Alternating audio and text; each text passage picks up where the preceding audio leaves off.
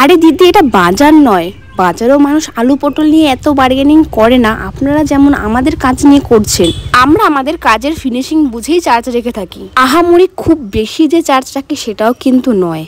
তাও আপনাদের আমাদের কাছে আসলেই সব পয়সা শেষ হয়ে যায়। আবার আপনারাই অন্যদিকে কত কত টাকা খরচা করছেন, এগুলো কিন্তু কোনো হিসাব আপনারা রাখেন না। Nail extension, eyelash extension, makeup করতে গেলে আপনাদের সব টাকা শেষ হয়ে যায়। আর হাজার একটা এক্সকিউজ দিয়ে থাকেন যে আমার এই হয়েছে, আমার ওই হয়েছে, ব্লা ব্লা ব্লা। আর হ্যাঁ, অফার মানে বোঝেন, পুজোর সময় আমরা অফার দিয়ে থাকি।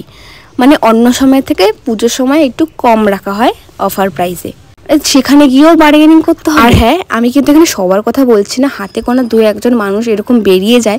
সত্যি ভীষণ খারাপ লাগে, ভীষণ, যে আমরা এত কষ্ট করে কাজটা করি, অনেকটা টাইম লাগে কাজগুলো করতে, এত যত্ন দিয়ে কাজগুলো করি, তারপরেও মানে যদি মানুষ বলে যে হ্যাঁ একটু কম নাও, একটু কম নাও, মানে সত্যি তাদের কিচ্ছু বলার নেই। আবার কিছু কিছু ক্লায়েন্ট এমন করে, মানে পুরো কাজ কমপ্লিট হয়ে যায় তারপরে গিয়ে বলে একটু কম নাও, রীতিমতো বায়না করে। মানে এগুলো কি? আপনাদের যদি কম দেওয়ারই ইচ্ছা থাকে তাহলে আপনি তো আগের থেকে আমাকে বলতে পারেন, আমার যদি পোষায় তাহলে আমি দেবো, আর আপনার যদি পোষায় আপনি তাহলে করাবেন।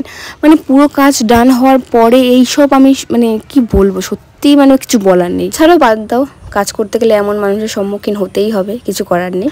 আমার এখানে কিন্তু 499 থেকে নেল এক্সটেনশন স্টার্ট হচ্ছে। পুজোতে বেশি দিন নেই, ঝটপট বুকিং করে ফেলো।